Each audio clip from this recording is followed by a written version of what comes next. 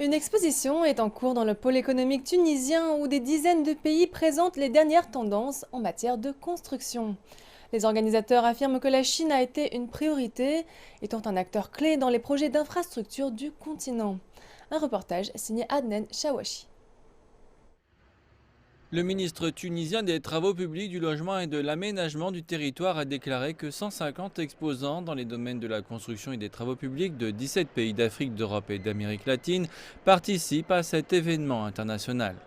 Nous comptons sur ce salon pour renforcer le positionnement de la Tunisie en Afrique dans les secteurs du bâtiment et de la construction, notamment le partenariat public-privé, et pour exporter les services de nos entreprises vers l'Afrique et la région méditerranéenne. Les membres de la délégation libyenne ont fait savoir que le renforcement de la coopération entre Tunis et Tripoli était nécessaire afin d'accélérer la reconstruction de la Libye après des années de guerre civile. L'hôte de l'exposition, la Chambre de commerce et d'industrie de Sfax, vise à renforcer le partenariat avec les entreprises libyennes. Le partenariat entre les entreprises de construction tunisiennes et libyennes est vital pour l'économie.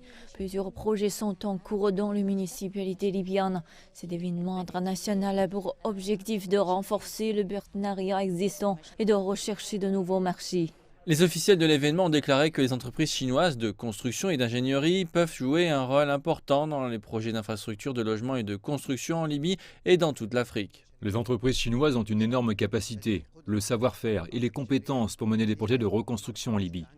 Notre expérience avec les entreprises chinoises a toujours été un succès dans le secteur des télécommunications depuis 2011. La Chine peut aider à reconstruire la Libye avec sa force de travail talentueuse, ainsi que les gigantesques entreprises de construction.